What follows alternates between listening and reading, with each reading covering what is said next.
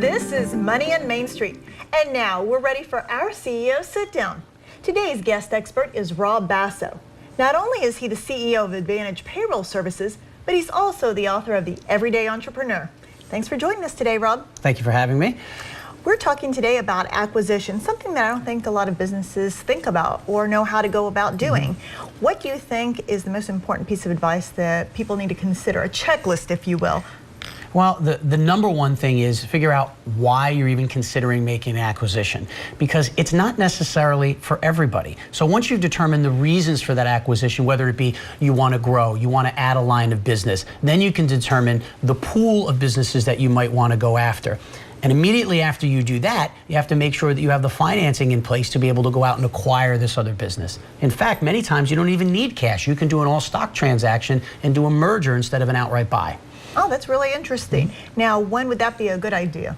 Well, it'd be a good idea if you didn't have a lot of cash on hand. Right. But it would also be a good idea if the companies were very synergistic and the individual's company that you were purchasing didn't necessarily want or need cash out of the business. They wanted to be part of a bigger organization that offered multiple lines of business. In fact, my business just did that recently. We purchased another payroll company that had been around for 6 or 7 years, but couldn't quite find out how to be as profitable as our operation was. So we actually did a merger, and it worked out better than expected, but that's mainly because our cultures really fit. And a lot of people forget that culture is really important when you're going and you're looking for an acquisition or a merger, to make sure that you can either find a way to have those two cultures merge, or make sure that there's a way to stay away from the acquisition because it might not work.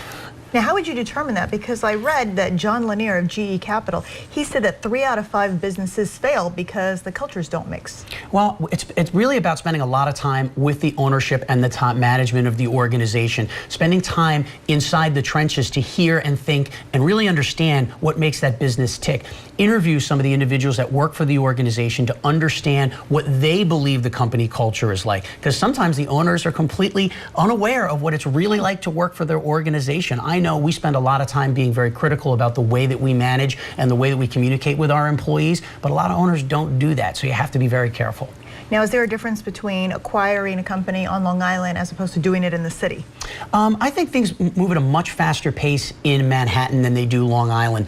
I know we have hundreds and hundreds of clients in the city that we process payroll for. They make decisions faster. They came on board faster as a client. I think that the culture on Long Island is a little more reserved than it is in Manhattan. It doesn't mean the deals can't get done and they don't get done. Are there certain industries where it's ideal? They seem to be just the type of business that is ripe for an acquisition. Relevant service industries, business-to-business service industries tend to work the best. Well, for example, I will use myself as an example. There are 2 major payroll service providers, big, huge public companies, and then hundreds of little ones. In the last 4 or 5 years, payroll services have been combining forces because they can prevent price pressures in the marketplace, they can increase profitability, and the systems tend to talk to each other very well. So you have to make sure you pick relevant companies that make sense to your marketplace. Biggest surprise you encountered when you were going through your merger? The biggest thing that I actually found was we were able to squeeze more profit out of the operation than we originally thought. We had good estimates of what it would be by making some employee changes, by changing the way that we actually structured the business a little bit, and it was actually 3 or 4% more. So it was a pleasant surprise. It wasn't a negative surprise, but we were shocked to find that that was the case. Number 1 piece of advice. Number 1 piece of advice is be careful who you get into bed with. It makes a huge difference, because the reality is if you don't pick the right company to buy, it could actually ruin your core company. Does it boil down to the financial statements, or how would I know? Well, the financial statements are really important. Clearly, you want to look at 3 to 5 years worth of financial statements and their tax returns. But even when you have good counsel and good accountants, sometimes that's really not enough. Sometimes that's not enough. I think it's an important feature, but you need to really look at the overall saturation of that particular business in the marketplace and how they can benefit you and your organization. Great. All right. Well, thank you so much. A lot of good pieces of advice there.